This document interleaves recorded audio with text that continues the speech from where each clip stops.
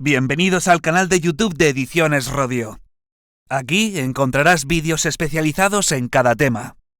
Si te gusta nuestro contenido, no olvides suscribirte, darle a me gusta y comentar tu experiencia. Gracias por elegirnos en tu camino hacia el éxito. Recuerda que nuestros temarios también están disponibles en formato digital y papel. Para cualquier duda puedes escribirnos a info@edicionesrodio.com. Guardia Civil. Escala de cabos y guardias. Temario sintetizado. Tema 7. Derecho Civil, bloque único. Real Decreto, de 24 de julio de 1889 por el que se publica el Código Civil. 1. Fuentes del derecho. Clases: Posición de Castán. Fuentes directas e indirectas. Fuentes materiales y formales. Fuentes del derecho español. El título preliminar del Código Civil y la reforma de 31 de mayo de 1974.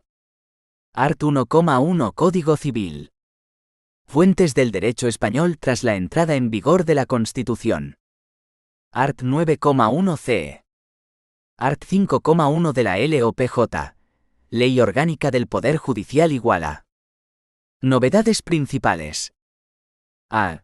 La Constitución como norma suprema y directamente aplicable. B. Leyes orgánicas. C. Leyes marco, leyes orgánicas de transferencia y delegación y leyes de armonización. D. Tratados internacionales. E. Fuerza vinculante de los convenios colectivos. La costumbre. Elementos. Elemento externo. Uso general uniforme, constante y prolongado. A. Conciencia mayoritaria de sometimiento al uso. B. Tiempo suficiente para que el juez lo considere consolidado. C. Proveniente del pueblo o de las decisiones de sus órganos.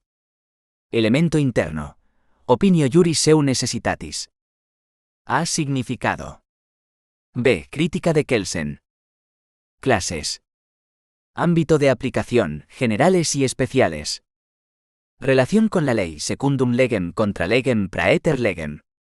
Prueba de la costumbre. Exclusión del principio jura novit curia. Art. 281 de la LEC. Ley de enjuiciamiento civil. Los usos. Clases. Usos sociales. Art. 1984 cc. Usos convencionales.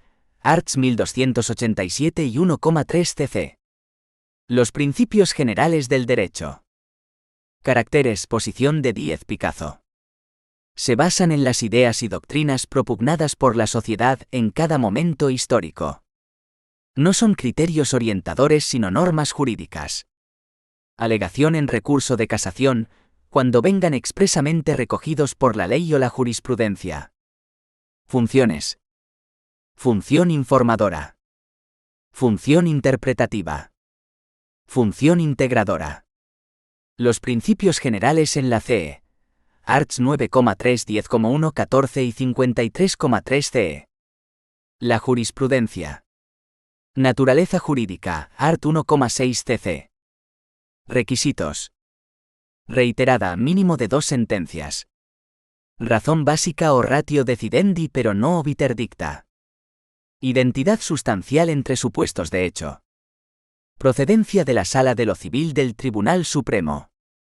Vinculación del juez. Falta de vinculación de los tribunales inferiores a la jurisprudencia. Falta de vinculación al precedente. Cambio razonable y motivado. Vocación de solución genérica y exclusión del voluntarismo selectivo. Valor de la jurisprudencia del Tribunal Constitucional. Art. 164 CE. Efectos sobre la jurisprudencia ordinaria. A. Art. 160 CE. B. Art. 40 LOTC, Ley Orgánica del Tribunal Constitucional. Valor de otras jurisprudencias. Tribunal de Justicia de la Unión Europea. Art. 4 bis LOPJ. Tribunal Europeo de Derechos Humanos. Art. 5 bis LOPJ. 2. El derecho. Concepto. Conjunto de normas formales porque han cumplido los requisitos establecidos para su creación, promulgadas, se reconoce su validez y se ordena su publicación en un diario oficial, y exigidas por la sociedad. Su finalidad es la justicia, art. 1 CE, y la seguridad jurídica, art. 9 y 25 CE, susceptibles de ser impuestas coactivamente, de manera obligatoria y unilateral, por el poder directivo de la misma. Poder ejecutivo piensa en las fuerzas y cuerpos de seguridad del Estado, y cuya inobservancia está sancionada, se castiga su incumplimiento. Acepciones del derecho. 1. Jus res, lo justo. 2. Derecho subjetivo. 3. Derecho normativo. 3.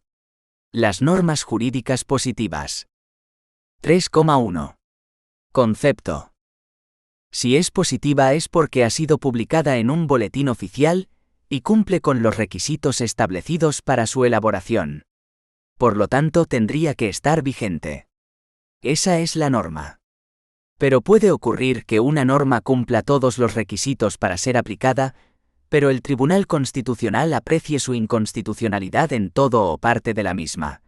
Entonces entraríamos en el supuesto de que la norma, aun estando publicada y cumpliendo los requisitos para su aplicación, ha dejado de estar vigente y por lo tanto los tribunales ya no la aplican hasta que el legislador, Congreso más Senado, la modifique o la derogue. 3,2. Estructura. Supuesto de hecho. Es la conducta o acción humana. Efecto o consecuencia jurídica. Es la respuesta jurídica. 3,3. Clases. 1. Normas rígidas. La mayoría de edad o las leyes penales. 2. Normas elásticas. La buena fe o las buenas costumbres. 3. Normas comunes. El Código Penal. 4. Normas particulares, el derecho foral. 5. Normas necesarias. El matrimonio se celebra de una forma determinada. 6. Normas supletorias, el contrato de trabajo. 7. Normas generales. El matrimonio lo celebra el juez o el alcalde. 8. Normas especiales, plazos de prescripción. 9. Normas regulares. Las donaciones o el testamento en el Código Civil. 10. Normas excepcionales, los aforados. 11. Y retroactividad. Todas las leyes que se publican en el BOE tienen fuerza desde su publicación hacia el futuro. Esta es la norma.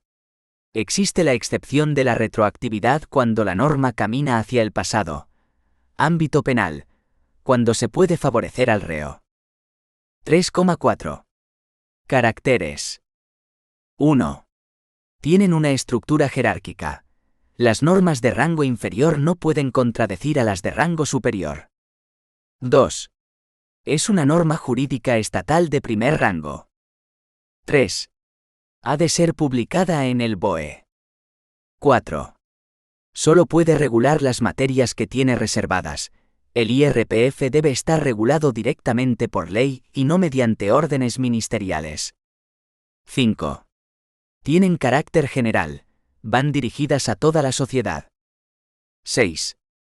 Tienen carácter obligatorio. 7. Respecto a su origen, si las leyes son estatales, emanan de las Cortes Generales, Congreso más Senado. Si son autonómicas, emanan de los parlamentos autonómicos. Siempre han de ser dictadas por un parlamento autonómico o estatal. La Diputación Provincial de Córdoba o el Cabildo de Canarias nunca podrá dictar una ley. 8. Imperatividad, mandamiento. 9. Generalidad para todos. 10. Coercibilidad, puede ser impuesta por la fuerza.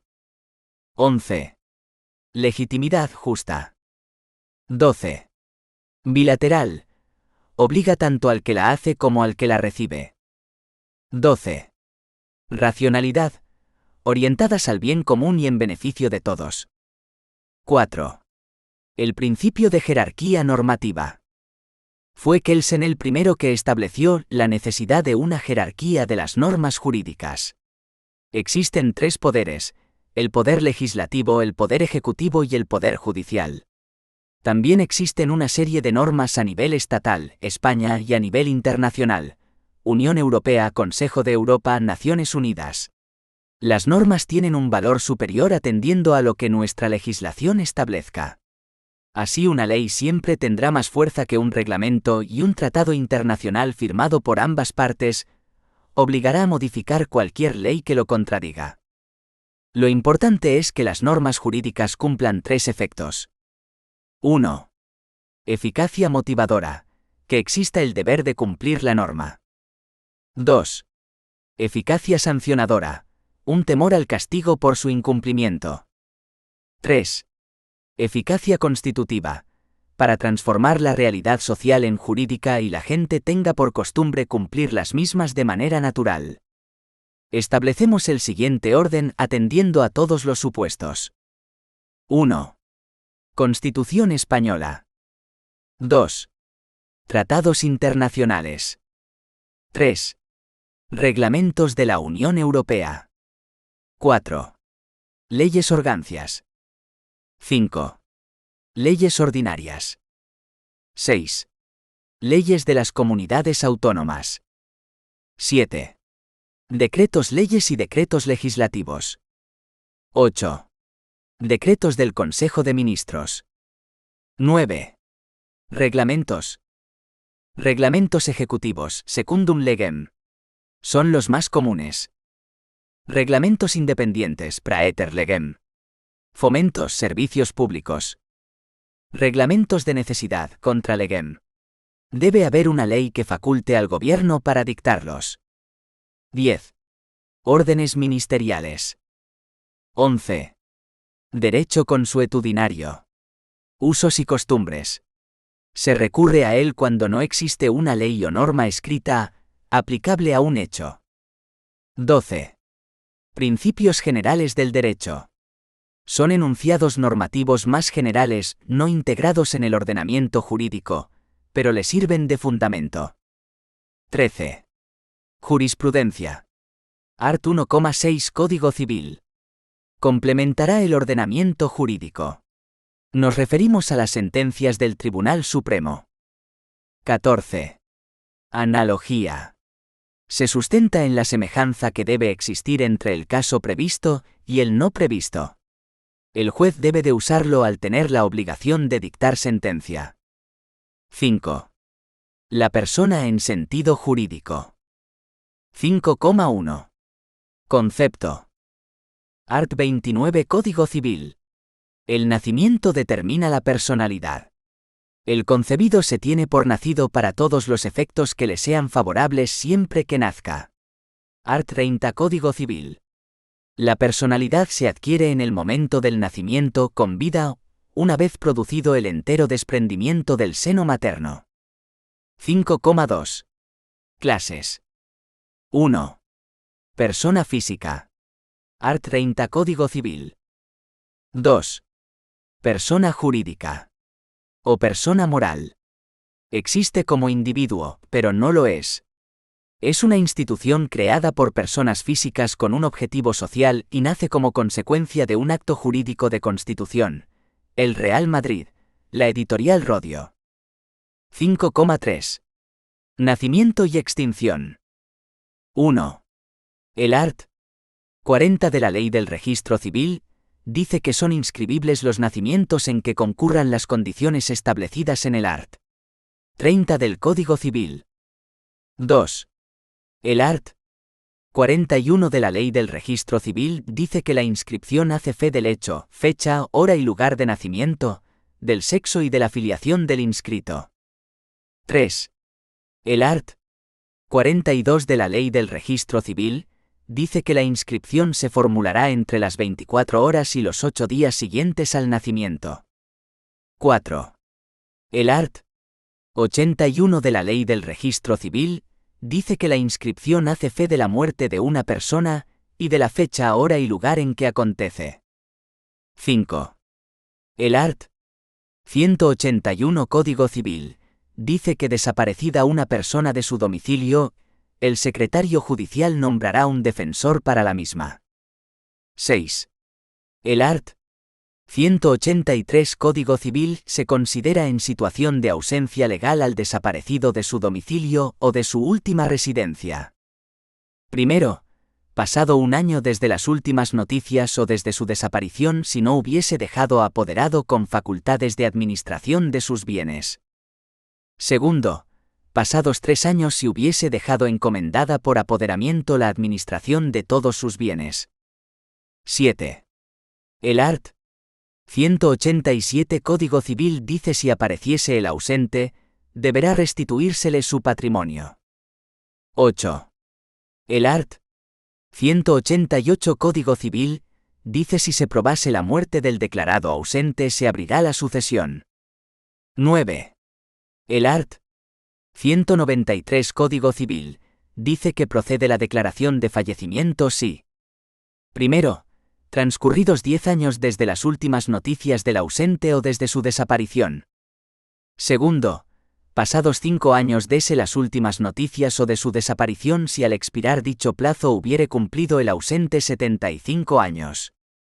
Cumplido 1 año desde un riesgo inminente de muerte por causa de violencia contra la vida sin haberse tenido, con posterioridad a la violencia, noticias suyas. Cumplido 3 meses en caso de siniestro. 10. El art. 194 Código Civil dice que procede también la declaración de fallecimiento. Primero, pertenecientes a un contingente armado han desaparecido transcurridos 2 años desde el Tratado de Paz o de la declaración oficial del fin de la guerra. Segundo, que quede acreditado que se encontraban a bordo de una nave que desapareció o naufragó por inmersión en el mar. Siniestro verificado con ausencia de supervivientes. Tercero, no se tuvieran noticias acreditado que se encontraban a bordo de una nave desaparecida por inmersión en el mar con un siniestro verificado, o encontrados los restos humanos, pero que no pueden ser identificados transcurridos 8 días. Cuarto, encontrarse a bordo de una nave que se presuma naufragada por no llegar a su destino y con evidencias racionales de ausencia de supervivientes transcurrido 1 mes desde la fecha de salida de la nave del puerto inicial del viaje. Quinto, se encuentran a bordo de una aeronave presumiblemente siniestrada sobre mares, zonas desérticas o inhabitadas por no llegar a su destino con evidencias racionales de ausencia de supervivientes transcurrido 1 mes desde las últimas noticias desde la fecha de inicio del viaje. 11. El art. 195 Código Civil dice que por la declaración de fallecimiento cesa la situación de ausencia legal y se presume que el ausente ha vivido hasta el momento en que deba reputársele fallecido. 12. El art. 196 Código Civil dice que firme la declaración de fallecimiento del ausente, se abrirá la sucesión en los bienes del mismo. 13. El art. 197 Código Civil dice que si después de la declaración de fallecimiento se presentase el ausente, o se probase su existencia recobrará sus bienes en el estado en que se encuentren. 5,4. Capacidad jurídica. Es la aptitud para ser titular de derechos y obligaciones. La tenemos cuando nacemos. Un niño recién nacido puede recibir una donación de su padre difunto. 5,5.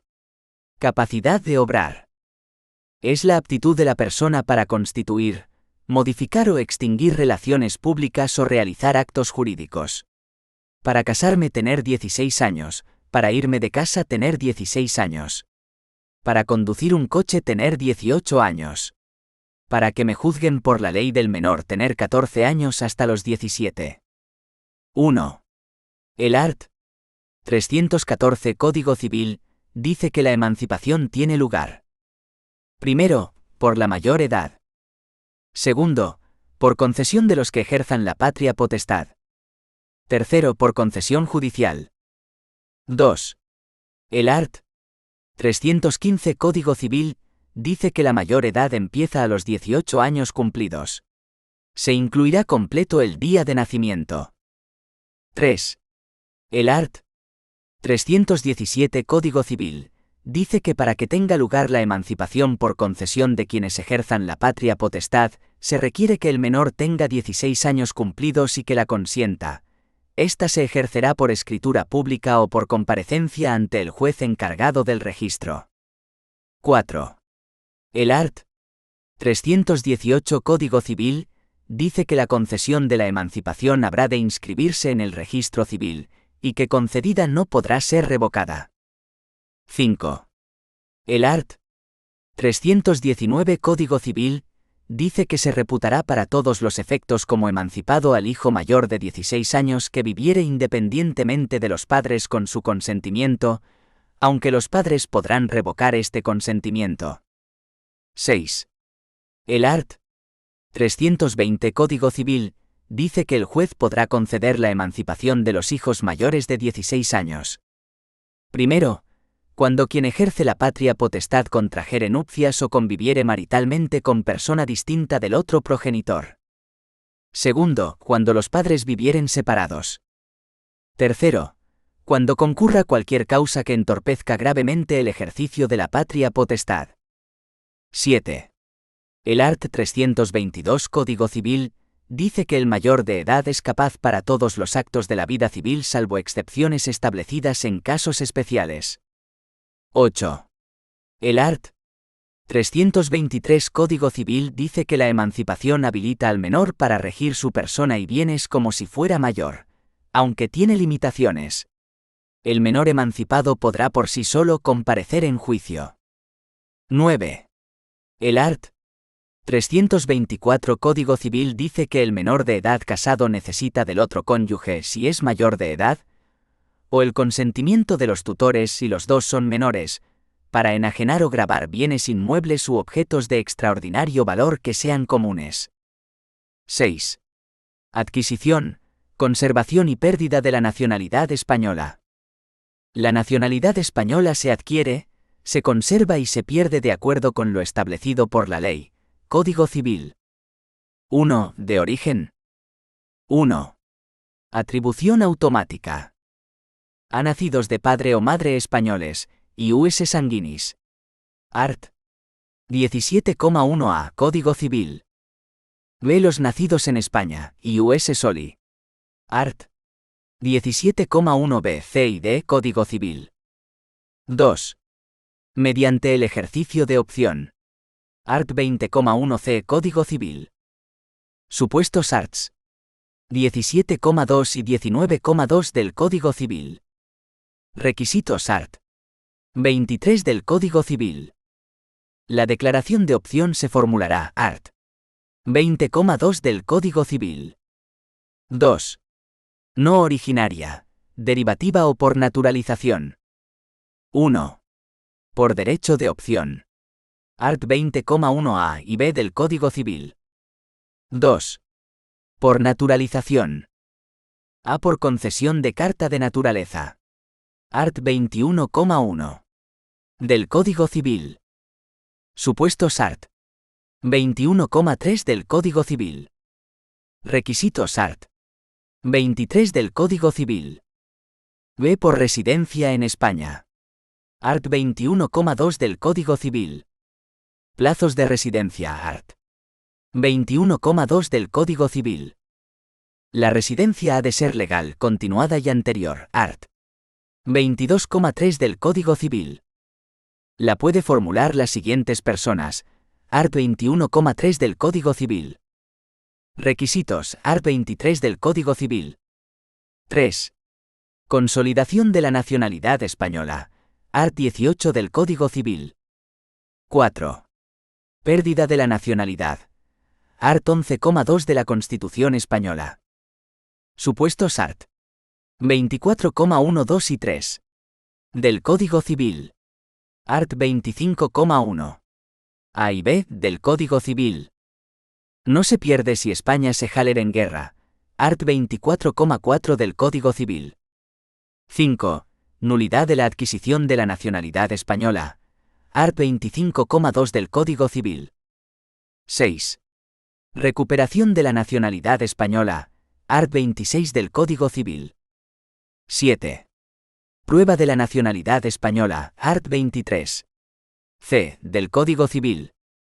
En la mayoría de los supuestos no se requiere la inscripción en el registro civil, Art. 68 de la Ley del Registro Civil. 7. El domicilio. El Art. 40 del Código Civil establece que, para el ejercicio de los derechos y cumplimiento de las obligaciones civiles, el domicilio de las personas naturales es el lugar de su residencia habitual y en su caso el que determine la ley. Elemento material. Hecho físico de la residencia efectiva. Elemento espiritual. Voluntad de la residencia estable o habitualidad. Tipos. 1. Real o voluntario. Art. 40 del Código Civil. El domicilio de las personas naturales es el lugar de residencia habitual o el que determine la ley de enjuiciamiento civil. El de los diplomáticos en el extranjero, el último que hubieren tenido en territorio español. Las personas jurídicas en el lugar donde se jale establecida su representación legal, o donde ejerzan las principales funciones de su instituto. Art. 41 del Código Civil. 2. Legal o necesario. Lo fija la ley en función del que tiene otra persona o entidad de la cual depende. Los hijos sujetos a la patria potestad de sus padres. Los comerciantes lo tendrán en la localidad que fijen como centro de sus operaciones. Los militares y funcionarios donde esté emplazado su lugar de destino. El matrimonial donde lo fijen los cónyuges. 3. Efectivo o especial, contractual o convencional, se escoge para determinados actos jurídicos. La celebración de un contrato. 4. Múltiple, no recogido en el Código Civil. Una persona que vive en varias viviendas estará domiciliada en todas ellas. Son domicilios particulares según el artículo 554 de la Ley de Enjuiciamiento Criminal. Los palacios reales, estén o no habitados por el monarca. El edificio o lugar cerrado, o la parte destinada principalmente a habitación. Los buques mercantes españoles. Las personas jurídicas imputadas, su espacio físico que constituya el centro de dirección de las mismas. 8. La vecindad civil. Art. 14 del Código Civil. 1. Adquisición por opción. Cualquier cónyuge puede optar por la vecindad civil del otro. El cambio de vecindad de los padres no cambia la de sus hijos.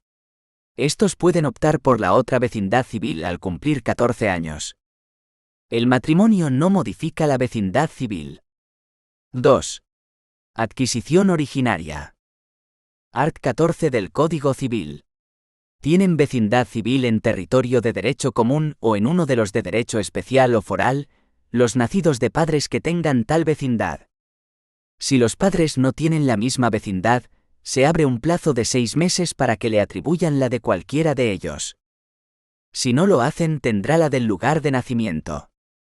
En último término, PEJ. Si ha nacido en el extranjero, tendrá la de derecho común. 9. El matrimonio. Artículo 32. 1. El hombre y la mujer tienen derecho a contraer matrimonio con plena igualdad jurídica. 2. La ley regulará las formas de matrimonio, la edad y capacidad para contraerlo, los derechos y deberes de los cónyuges, las causas de separación y disolución y sus efectos. Se reconoce en el artículo 32 CE como derecho fundamental, de segundo grado, el derecho a contraer matrimonio. ¿Supone el reconocimiento de este derecho el otorgamiento de un plus a la familia matrimonial sobre la no matrimonial? Entendemos que no, con base en el artículo 39 CE. Se ha dudado si este precepto constitucional limita el matrimonio al contraído por personas de distinto sexo, matrimonial heterosexual. La duda ha sido resuelta por el Tribunal Constitucional en el recurso planteado contra la reforma del Código Civil por Ley de 8 de julio de 2005. El derecho a casarse comprende el derecho a no casarse, de modo que los poderes públicos no pongan cortapisas a tal facultad de elección, o no condicionen el derecho a elegir libremente una de esas opciones, fomentando de manera especial una de ellas. No se pueden imponer cortapisas que hagan inviable ese derecho o que afecten a su contenido esencial. Art. 53,1 CE. Determinación de qué debe entenderse por tal contenido esencial. A. Atender al interés tutelado. B. Aspectos que lo hagan reconocible como tal derecho respecto de los demás. Se establece también en el art. 32 que el matrimonio se celebra con plena igualdad jurídica.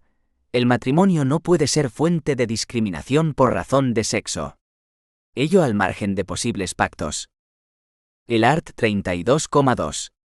Remite a la ley ordinaria la regulación de la edad y capacidad para casarse, las formalidades del matrimonio y las causas de disolución, incluido el divorcio. Alcance de este apartado. A. La ley ordinaria tiene libertad para fijar la edad, pero sin que ello suponga poner cortapisas injustificadas por tal motivo. B. En cuanto a la capacidad, también la ley deja libertad al legislador ordinario, pero siempre respetando el contenido esencial. Limitaciones por razón de salud. Aquí entra el parentesco cercano. Limitaciones por razón de seguridad del Estado. Limitaciones por razones religiosas o sociales, no cabe. Son límites que afectarían directamente al contenido esencial. C. La remisión a las formalidades del matrimonio, completado con el art. 149,1 octava CE, sobre formas de matrimonio. D. Al establecer la remisión a la ley para regular las causas de disolución, está exigiendo que en todo momento deben reconocerse la posibilidad del divorcio, aplicación del principio del libre desarrollo, sea cual sea el tipo de matrimonio. 10. Paternidad y filiación. La filiación es un vínculo legal, estado civil, que una a una persona con su progenitor o progenitores o con aquellos a quienes la ley coloca en esa condición filiación adoptiva. La normativa sobre filiación ha sido recientemente modificada en 2015 por la Ley 19/2015, de 13 de julio, de medidas de reforma de la Admon de Justicia y del Registro Civil, y por la Ley 26/2015 de 28 de julio, sobre Sistema de Protección de la Infancia y la Adolescencia. La filiación puede ser matrimonial o no matrimonial. Esta distinción sigue existiendo, pero ya no hay diferencias legales entre ambas en cuanto a sus efectos. Las diferencias persisten en cuanto a la determinación de la filiación, como consecuencia sobre todo del juego de la presunción de paternidad matrimonial derivada del matrimonio, y en cuanto a las acciones de filiación. Las reformas legales producidas desde 1981 hasta la fecha van en la línea de A. Equiparación entre ambas filiaciones en cuanto a sus efectos jurídicos. B. Facilitamiento de la determinación de la filiación real, a través de pruebas biológicas. Aplicación en buena medida indiscriminada del principio de investigación de la paternidad del art. 39,2 CE. Efectos básicos de la filiación. A. Derecho a los apellidos paterno y materno. B. Derecho de alimentos para el caso de que no esté embebido dentro de la patria potestad, casos en que esto último sucede. Casos de privación de patria potestad. Casos de exclusión de patria potestad ex art. 111 cc. Casos de exclusión por privación de la patria potestad ab initio, en el momento de determinación de la filiación. Determinación de la filiación. Distinción entre determinación de la filiación y reconocimiento o prueba de la filiación. La primera concierne a las causas o vías del nacimiento del vínculo de filiación, básicamente al hecho natural de la generación, mientras que con el reconocimiento se aluda la forma de acreditación, lo que no siempre es fácil. La determinación puede producirse mucho tiempo después del nacimiento, pero tiene efectos retroactivos. Ahora bien, se trata de una retroactividad limitada por el art. 112,2 cc, y por la naturaleza misma de los efectos cuya retroactividad se pretende, por EJ, no sería aplicable a la exigencia de alimentos entre padre e hijo, en aplicación del art. 148,1 cc, ni tampoco daría lugar a pedir el reembolso de los satisfechos con anterioridad a la determinación de nueva filiación, tras la impugnación de la preexistente. El reconocimiento se señala en el art. 113 cc. Se refiere a la vez a la prueba de una filiación ya determinada legalmente y por otro a medios para acreditarla en un procedimiento judicial. V.gr. Posesión de Estado. La posesión de Estado no es propiamente un medio de acreditar la filiación, pues puede no ser suficiente en sí misma, y estar en contradicción con una filiación biológica. La presunción de paternidad no es un medio de prueba, es un efecto. La prueba la hace la certificación registral del matrimonio y su vigencia y del nacimiento del hijo. Determinación de la filiación matrimonial. Partimos de la idea de la certeza de la maternidad y la incertidumbre sobre la paternidad. Sin embargo, por razón estadística, casi siempre son hijos del marido de la madre, y por razones de seguridad jurídica y de evitación de disputas, y como consecuencia de la obligación matrimonial de fidelidad. Art. 68 cc. Se ha admitido desde hace mucho tiempo la presunción de paternidad. Presunción de paternidad. Regla general. Art. 116 cc. Importancia de la separación de hecho y su acreditación. Es presunción basada en la convivencia. Se rompe si hay separación. Funciona automáticamente. No se puede evitar la inscripción del hijo como del marido de la madre. Cabe la prueba en contrario, en procedimiento judicial de impugnación. El encargado del registro debe comprobar en todo caso que se cumplen los presupuestos legales de nacimiento del hijo dentro de los 300 días posteriores a la ruptura de la convivencia. Art. 117 cc. Rige la presunción de paternidad si nace dentro de los 180 días, pero no es tan fuerte. Art. 118 cc. Nacimiento después de 300 días de separación. No hay presunción, pero la ley permite una vía para conseguir la matrimonialidad de la filiación, el consentimiento de ambos cónyuges, incluida la esposa, lo cual es singular, pues la filiación materna estará ya determinada. Solo aplicable al caso de separación legal o de hecho, y no al caso de divorcio. Art. 119 cc. Dice que puede haber filiación matrimonial sobrevenida, aunque el nacimiento se produjera cuando no estaban aún casados sus padres. Esa filiación será previa, y se habrá determinado en alguna de las formas previstas para la filiación no matrimonial. No hay variación en sus efectos, pero sí acaso, en cuanto a las acciones de impugnación, se aplicarían las reglas de la matrimonial salvo matices. Determinación de la filiación no matrimonial. Filiación materna. Básicamente viene dada por el parto, no tanto por la inscripción del nacimiento como dice el art. 125 cc. Filiación paterna. A reconocimiento de la filiación, art. 120 primero y segundo cc. Se pueden reconocer a todos los hijos, sea cual sea su origen, incluso aunque estuviera casado el reconocedor.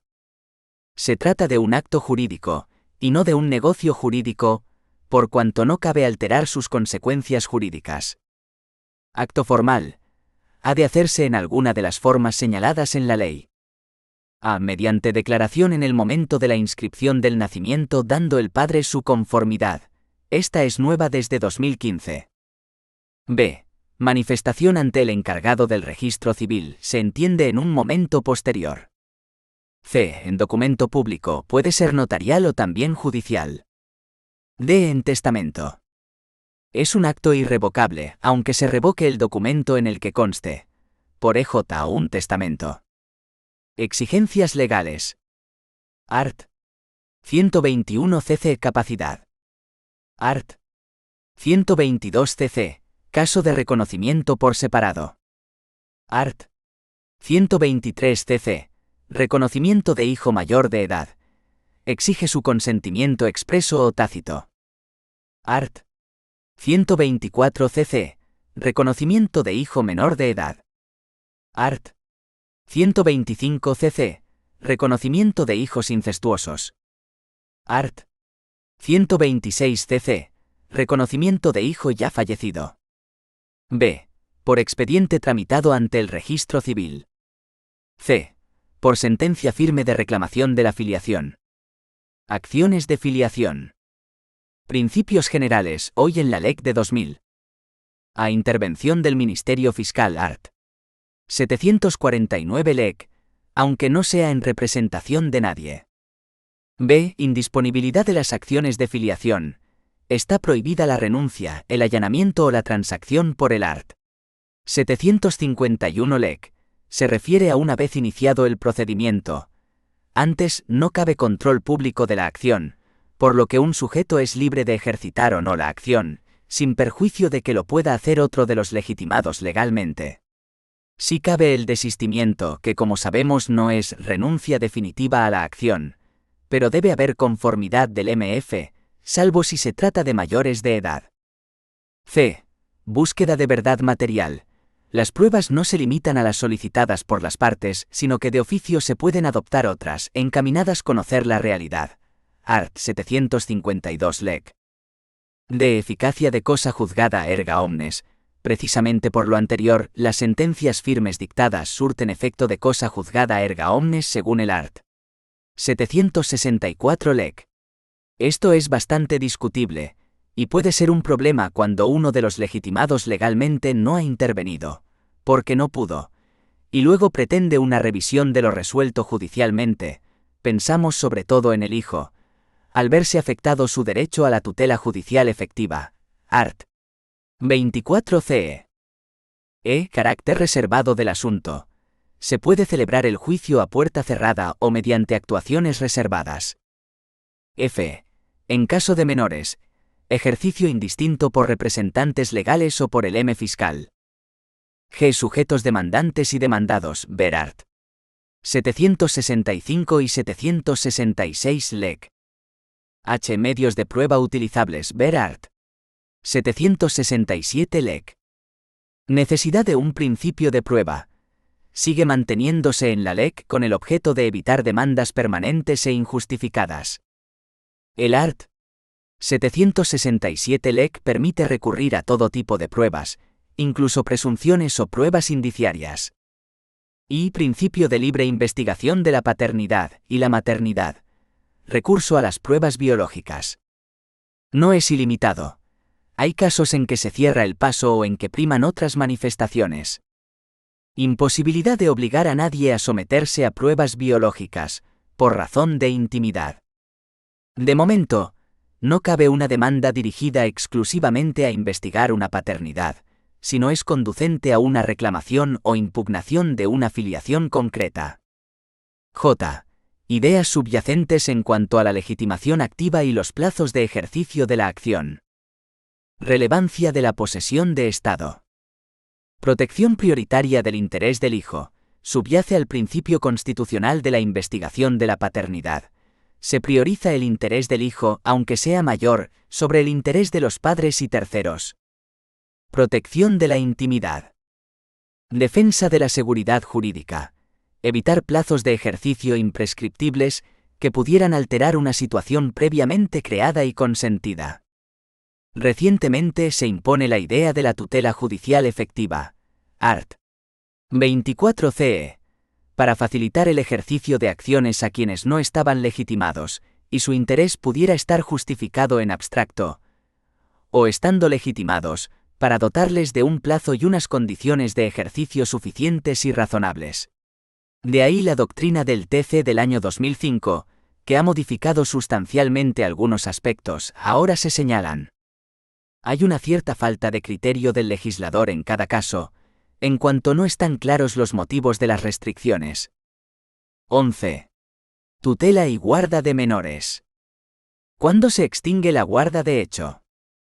Las causas de extinción de la guarda de hecho de personas con discapacidad están reguladas en el artículo 267 del Código Civil, que señala las siguientes. Primero, cuando la persona a quien se preste apoyo solicite que éste se organice de otro modo. Segundo, cuando desaparezcan las causas que la motivaron. Tercero, cuando el guardador desista de su actuación, en cuyo caso deberá ponerlo previamente en conocimiento de la entidad pública que en el respectivo territorio tenga encomendada las funciones de promoción de la autonomía y asistencia a las personas con discapacidad. Cuarto, cuando, a solicitud del Ministerio Fiscal o de quien se interese por ejercer el apoyo de la persona bajo guarda, la autoridad judicial lo considere conveniente. ¿Cómo se ejerce la guarda de hecho?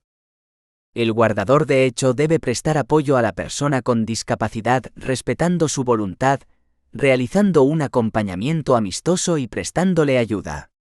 No obstante, si se requiere que el guardador de hecho realice alguna actividad representativa, puede obtener una autorización judicial expresa y particular para el supuesto de que se trate, de tal forma que no se inicia un procedimiento general de provisión de apoyos.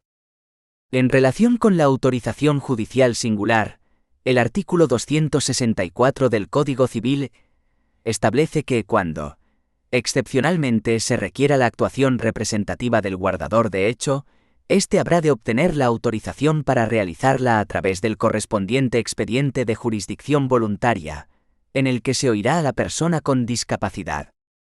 La autorización se puede conceder, previa comprobación de su necesidad, en los términos y con los requisitos adecuados a las circunstancias del caso, y puede comprender uno o varios actos necesarios para el desarrollo de la función de apoyo, y deberá ser ejercitada de conformidad con la voluntad, deseos y preferencias de la persona con discapacidad. La ley señala una serie de supuestos en los que la autorización siempre es necesaria y otros en los que no es preceptiva. En todo caso, quien ejerza la guarda de hecho debe recabar autorización judicial para prestar consentimiento en los actos enumerados en el artículo 287 del Código Civil. Sin embargo, la ley señala que no será necesaria autorización judicial cuando el guardador solicite una prestación económica a favor de la persona con discapacidad, siempre que ésta no suponga un cambio significativo en la forma de vida de la persona, o realice actos jurídicos sobre bienes de ésta que tengan escasa relevancia económica y carezcan de especial significado personal o familiar. Además de conceder la autorización para ciertos supuestos, la autoridad judicial también supervisa el ejercicio de la guarda de hecho. El artículo 265 del Código Civil señala que, a través de un expediente de jurisdicción voluntaria, la autoridad judicial puede requerir al guardador en cualquier momento, de oficio, a solicitud del Ministerio Fiscal o a instancia de cualquier interesado, para que informe de su actuación y establecer las salvaguardias que estime necesarias. Asimismo, puede exigir que el guardador rinda cuentas de su actuación en cualquier momento. Finalmente, cabe señalar que el ejercicio del cargo puede hacer incurrir al guardador en una serie de gastos. Para estos supuestos, el artículo 266 del Código Civil señala que tiene derecho al reembolso de los mismos y a la indemnización por los daños derivados de la guarda, todo ello, siempre a cargo de los bienes de la persona a la que presta apoyo. ¿Qué es la guarda de hecho de un menor?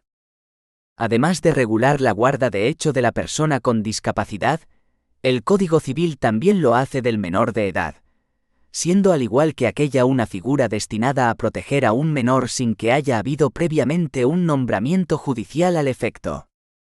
La regulación en este caso no es tan detallada y conforme al artículo 238 del Código Civil son aplicables a la guarda de hecho del menor, con carácter supletorio, las normas de la guarda de hecho de las personas con discapacidad. El artículo 237 del Código Civil establece: en primer lugar, que cuando la autoridad judicial tenga conocimiento de la existencia de un guardador de hecho, podrá requerirle para que informe de la situación de la persona y los bienes del menor, y de su actuación en relación con los mismos, pudiendo establecer las medidas de control y vigilancia que considere oportunas. En segundo lugar, señala el mismo artículo que cautelarmente, mientras se mantenga la situación de guarda de hecho y hasta que se constituya la medida de protección adecuada, si procediera, se podrán otorgar judicialmente facultades tutelares a los guardadores. Igualmente se podrá constituir un acogimiento temporal, siendo acogedores los guardadores. En tercer lugar, si se dan los presupuestos objetivos de la asistencia contemplados en el artículo 172, se procederá a la declaración de situación de desamparo de los menores. Finalmente, en los demás casos el guardador de hecho podrá promover la privación o suspensión de la patria potestad, remoción de la tutela o el nombramiento de tutor. ¿Cuáles son las normas procedimentales de la guarda de hecho? Las normas procedimentales relativas a la guarda de hecho se localizan en la Ley 15/2015, de 2 de julio de la jurisdicción voluntaria. En primer lugar, el artículo 43 de esta ley señala que será competente para el conocimiento de estos expedientes los juzgados de primera instancia del domicilio o, en su defecto, de la residencia del menor o persona con discapacidad. Asimismo, el mismo artículo señala que en estos expedientes relativos a la guarda de hecho, no será preceptiva la intervención de abogado y procurador. Por otro lado, el artículo 52 recoge las especialidades en relación con los expedientes relativos a la guarda de hecho, contemplando 3 supuestos de intervención judicial. A. La autoridad judicial puede requerir al guardador de hecho para que informe de la situación de la persona y bienes del menor o de la persona con discapacidad y de su actuación en relación con los mismos. B. El juez puede establecer las medidas de control y de vigilancia que estime oportunas, sin perjuicio de promover expediente para la constitución de la tutela en el caso de los menores, si procediera. C. Finalmente, en los casos en que, de acuerdo con la legislación civil aplicable, el guardador de hecho de una persona con discapacidad deba solicitar autorización judicial, antes de tomar una decisión, la norma establece que dicha autoridad se entrevistará por sí misma a la persona con discapacidad y podrá solicitar un informe pericial para acreditar la situación de ésta. También podrá citar a la comparecencia a cuantas personas considere necesario oír en función del acto cuya autorización se solicite. ¿Qué es la guarda y acogimiento de menores? La guarda y acogimiento de menores es una institución diferenciada de la guarda de hecho y opera en aquellos supuestos en los que existe un menor en situación de desamparo. Se entiende que un menor se encuentra en situación de desamparo cuando concurre un imposible o inadecuado ejercicio de los deberes de protección establecidos por las leyes para la guarda de los menores, cuando éstos queden privados de la necesaria asistencia moral o material. Establece el artículo 172 del Código Civil cuando la entidad pública a la que, en el respectivo territorio, esté encomendada la protección de los menores, constate que un menor se encuentra en situación de desamparo, tiene por ministerio de la ley la tutela del mismo y debe adoptar las medidas de protección necesarias para su guarda, poniéndolo en conocimiento del Ministerio Fiscal y, en su caso, del juez que acordó la tutela ordinaria. Esta guarda también se puede acordar a instancia de los progenitores o tutores cuando, por circunstancias graves y transitorias, no puedan cuidar al menor sin que esta situación pueda sobrepasar los 2 años. Artículo 172 bis. Esta asunción de la tutela por parte de la Administración conlleva la suspensión de la patria potestad o de la tutela ordinaria. Durante los 2 años siguientes el tutor o progenitor puede solicitar el cese de esta suspensión, la cual también se puede revocar de oficio. La guarda se realiza mediante acogimiento familiar y, no siendo posible o conveniente, mediante acogimiento residencial. Artículo 173. El acogimiento familiar puede tener lugar en la propia familia extensa del menor o en familia ajena. Artículo 173 bis. Pudiendo este último adoptar distintas modalidades de urgencia temporal o permanente. Finalmente, en cuando exista un pronóstico fundado de imposibilidad definitiva de retorno a la familia de origen, se puede acordar la propuesta de adopción.